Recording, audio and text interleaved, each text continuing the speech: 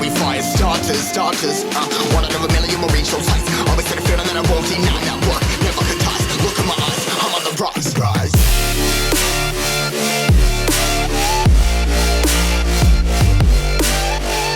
All right, so today is Wednesday. We are 4 days out from my half marathon. And today we're gonna go over the prep, everything that I'm doing on race day, everything I'm doing leading up to race day, and just how I'm really approaching this half marathon. I've been training over the course of the last 8 weeks. I put my heart, my soul into it, and my goal is to go sub 140. So go in sub 1 hour and 40 minutes. This is my first half marathon. I'm gonna show you how I'm prepping for it, the things that I'm doing the day of, during the race, also things leading up to the race. So before hopping into the video, guys, if you're new to the channel, my name is Jordan, and I post weekly fitness content to help you get the best of your career life. I show you how you can blend strength training and specifically running to help you not only improve your body composition, build muscle, build strength, but also improve your cardiovascular system and just your overall health. So if you're interested in content like that, make sure that you subscribe so you don't miss out on the content I'm posting weekly. So let's talk about the things that we have here that are going to be super vital during the half marathon to really help me perform my best. So first things first, let's talk about the morning of. So the morning of the race starts at 7:30. I'm going to be getting up somewhere around 5 o'clock. It's pretty typical for me. I'm actually usually up before 5 o'clock just because I train early in the mornings.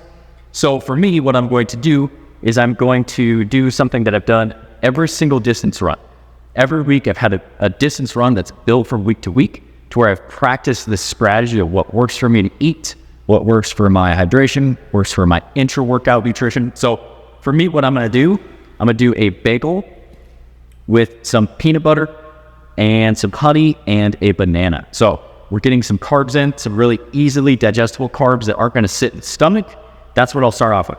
I'm also gonna start the morning off with some electrolytes. So that is something that is going to help me perform. It's going to help me avoid any cramping and really help me perform and give my best effort on the day of the race. As far as some other things that I'm going to need throughout the race, this is going to be something that is super underlooked. It will make a huge difference in your running. Now, tell me if this sounds like you. Have you ever been running before and you're in the middle of that run and you're really trying to hit some good mile splits, and then all of a sudden you're sweating, you're working hard, and you start chafing and that nipple, and there is nothing worse than when your nipple starts to chafe.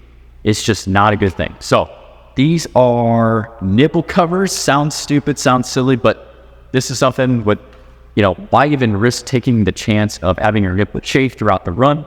This is something I'm gonna put on that is just gonna completely take it out of the equation so that I can focus on the race and give my best performance and my best effort.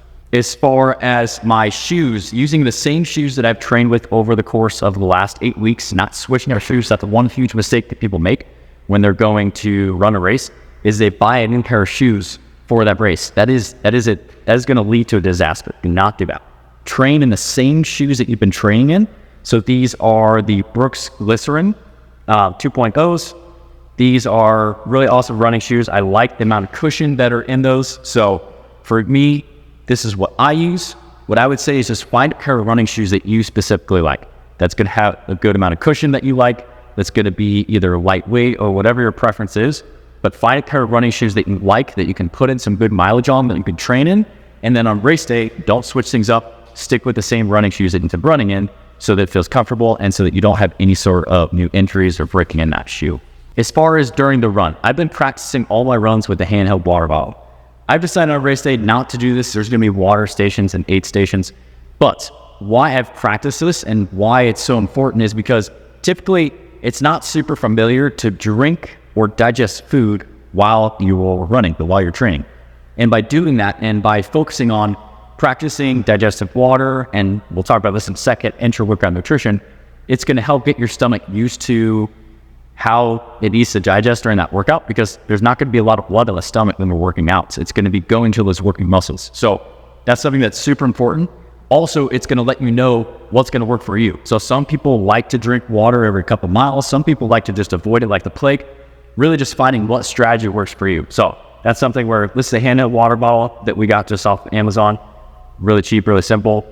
I've practiced every run with this. I'm not going to carry it on race day just because there's going to be aid stations and it's going to be a little bit colder here. It's going to be about 50 degrees here in Omaha. So something that is super important. Now, as far as intra-workout nutrition, there's a lot of different options, and especially if your goal is to perform and your goal is to give your best effort, intra-workout nutrition is super important. You have lots of different options. You have options on gels, you have energy chews, you have liquids, you have lots of options of what you can choose. Now, I ran out of some gels. I practiced with Honey Stinger energy chews. I'm gonna opt for a gel on race day. And what I'm gonna do is every 4 miles, I'm gonna hit a gel. The gel is gonna give me 23 carbohydrates, really fast digesting carbohydrates. And what that's gonna do is it's gonna give you a burst of energy and help you keep that pace up, because on average, you're gonna burn about 100 to 120 calories every mile. And we'll talk about carving up the days before leading up to the race. It's gonna help. But during the run, you're gonna be depleting that muscle glycogen. So by getting in some fast digested carbs, like an energy chew or a gel, is really crucial to help you keep that performance up and really just give your best effort. So at mile 4, 8, and right around actually 10 or 11, I'm gonna do one gel. Like I said, each gel is gonna give me 23 carbohydrates, which is gonna help me perform and really just push that pace and keep up the effort.